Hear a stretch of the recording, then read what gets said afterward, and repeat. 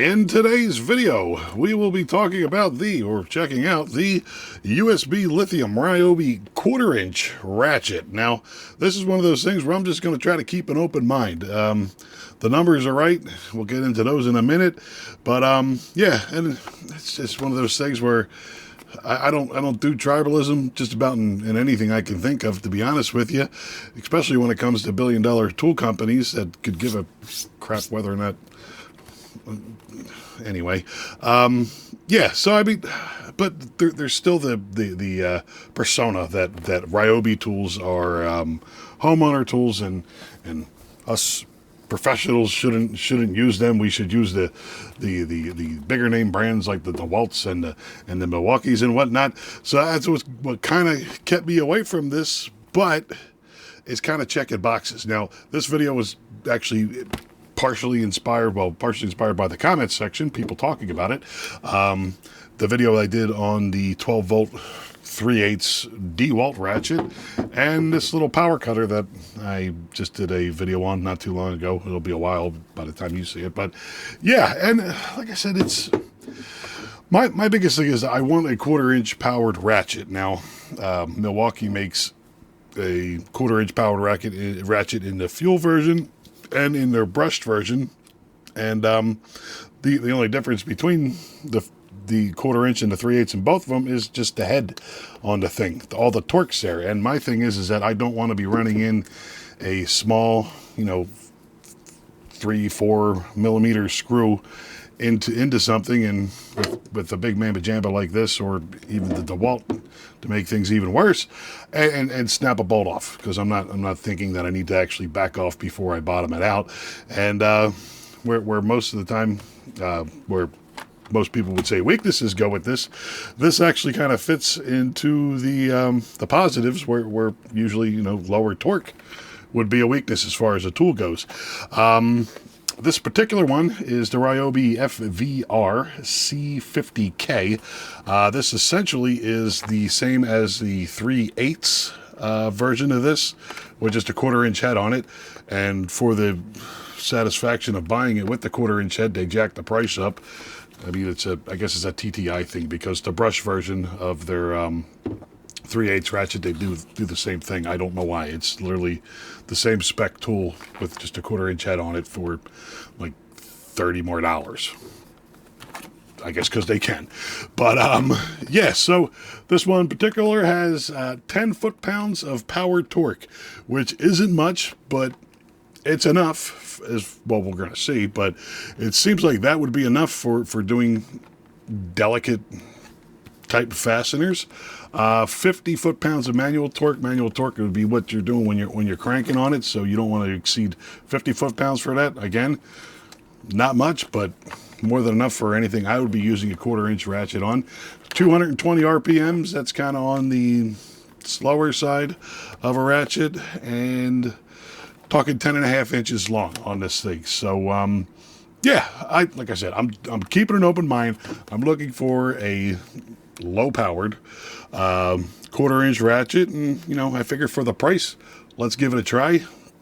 So yeah, let's swing the camera down, take a look at it. We'll poke at it and maybe run some tests or something like that. And yeah, let's get into it. Well, this is it in the packaging here. Not much to see. I mean, we already went over pretty much all the specs on the thing, as far as any of that would matter. So let's take its cousin and relieve it from its prison.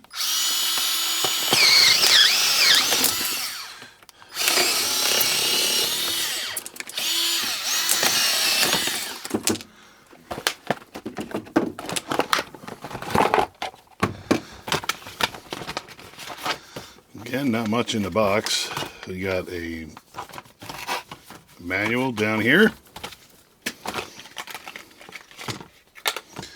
and a little USB A to C charging cable. Alright, well, this particular one, I noticed, I don't know if the new style Ryobi lithium batteries are, get this out of the way, are with the push button to let you know the state of charge. And this is just new old stock that doesn't have the new style battery in it. But yeah, it's just something I found. Not that much of a big deal, but like I said, something that should be pointed out. So let's get the battery in her. I guess we're going that way. No, that way. There we go. Snap her on. Pretty much the same cap. I wonder if it is the same cap. Yeah, it is the same cap. Not that that matters, but sure. So, fresh look out of the package. It is considerably lighter than even the Milwaukee version of this. Looks like a brushed motor in the thing. A little lock off. Get yourself a little LED indicator to tell you what the state of charge is on the battery. Two little bumpers up there. Feels fairly decent in the old hand there. I believe this is a veritable speed trigger.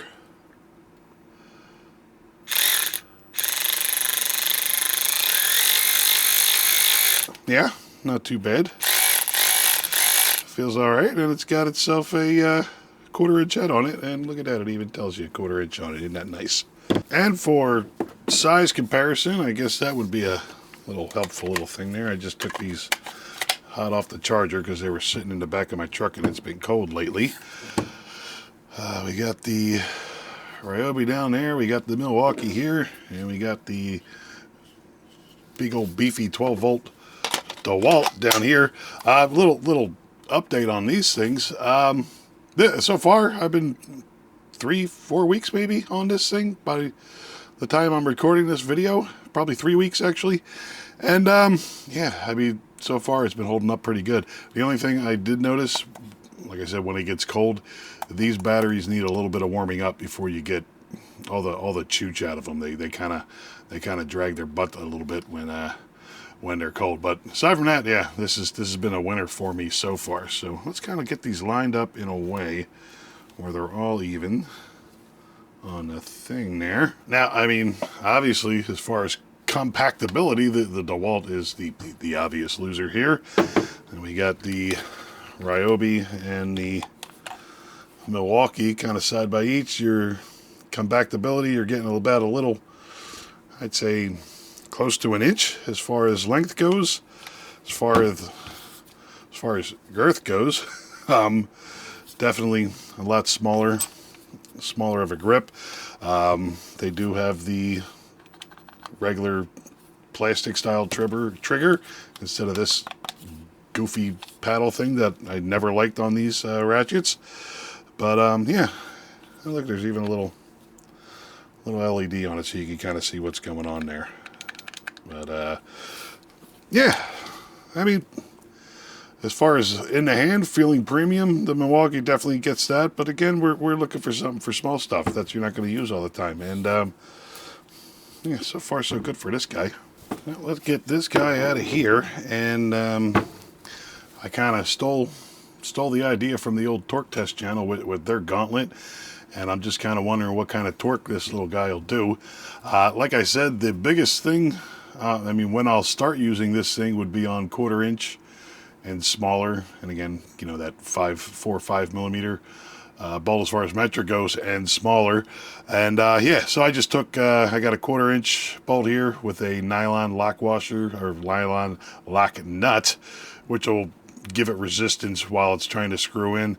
I have a 5/16 and a 3/8 on here. So, like I said, just the sizes that were looking at me when I picked them out of the bin. And I got a little piece of scrap metal with the heads kind of tacked to the bottom here just to kind of get a good feel for things. So let's throw a 7/16 deep well socket, which I just so happen to have one sitting right here on this 1/4 inch drive, and see if it'll run down this nylon nut onto this thing. This is 1/4 28 fine thread, just so you know.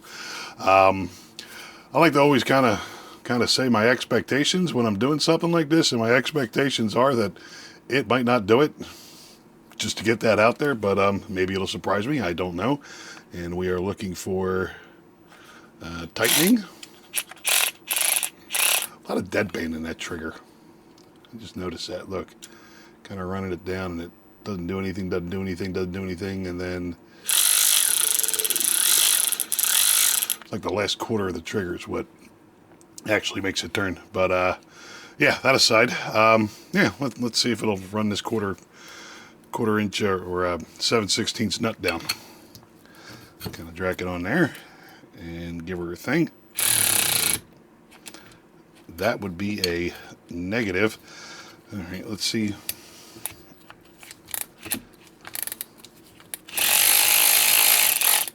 All right, so we got it loose. Let's see if she'll jump start and go in there. Nope.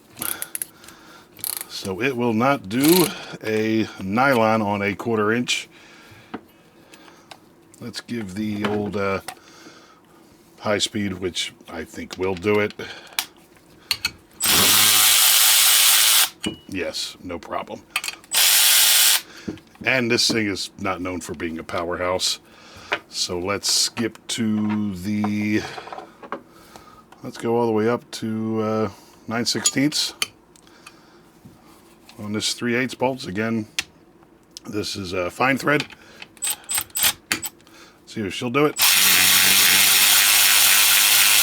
Yeah, it does that, no problem.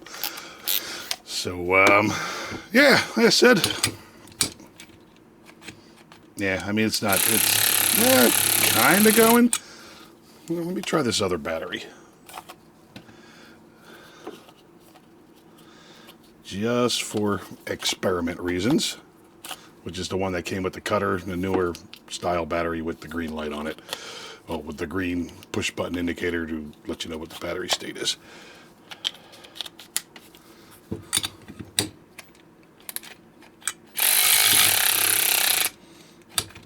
No, I wouldn't call that doing it.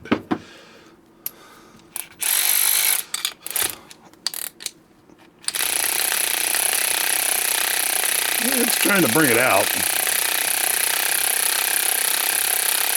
Slow, but it's doing it. Alright, well, there's that. I mean, like I said, I wasn't really expecting it to do that. I was just kind of curious, and at least at the very least give you guys an idea of what it won't do as far as torque-wise goes.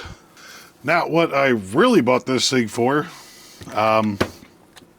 again, I'm working on these little self-propelled hand trucks at a certain customer of mine. They have, I think, over 100 of them, and the things are held together with self-tappers and teeny tiny screws. And again, with this thing, it makes me nervous running them in with this guy. It's just a little bit too much torque, and I don't want to snap stuff off and give myself a harder day than I need to, which leads me to this little setup right here.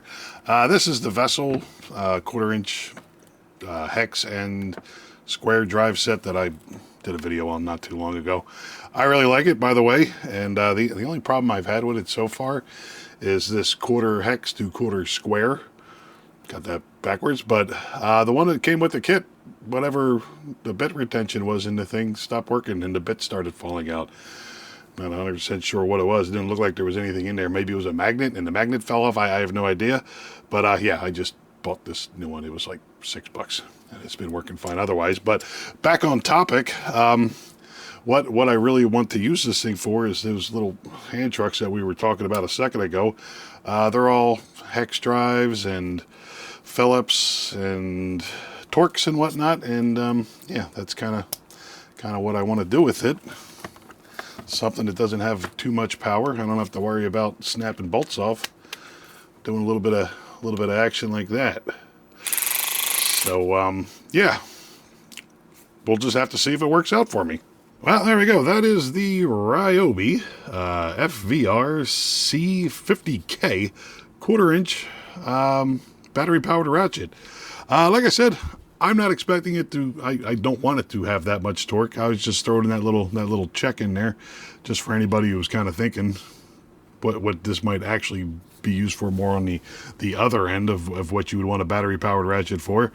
And yeah, like I said, I'm not disappointed that it didn't run that 1/4 inch nylon, or that 7/16 nylon nut in. And yeah, like I said, this is one of those things where I don't know how it's going to go, so I'm going to sit on this video for a little while, use it out in the field in my regular day-to-day, and just kind of see how it works out for me. I'm like I said, I'm kind of hoping it's just going to be one of those things for those little teeny tiny screws, so I'm not sitting there with a ratchet on them nonstop and wearing my hands out. Or if it's a case where, like, usually I would use my DeWalt electric screwdriver, and I mean, that thing is basically as long as this with a thing sticking out the end of it, and I don't always have that much clearance on the back of it. So yeah, this is kind of more of a supplementary style tool, whereas to, you know, 3/8 too big, too powerful, I'll throw this on it and see how she works out. But yeah, so that's about it for this video. The astute among you might notice I got a little thingy here. I'm testing out a new microphone, so let me know what you think. I don't know if I'm going to be using it full time for my videos. I'm just kind of testing it on this one to see how it sounds. It's more for when I'm up and about. The Rode microphone that I usually work is kind of big and oafy, and it's kind of hard to get it to pick up my voice without it like hanging it. I'm going to see if this works any better, is what I'm getting at. So let me know. Like I said, if it sounds the same and you didn't notice a difference, that's good. If it sounds better, even better. So, yeah, that's about it for this video. Questions, comments, concerns, leave them down in the old comment section. I will do my best to get back to you. I'd like to thank you for watching. There you go.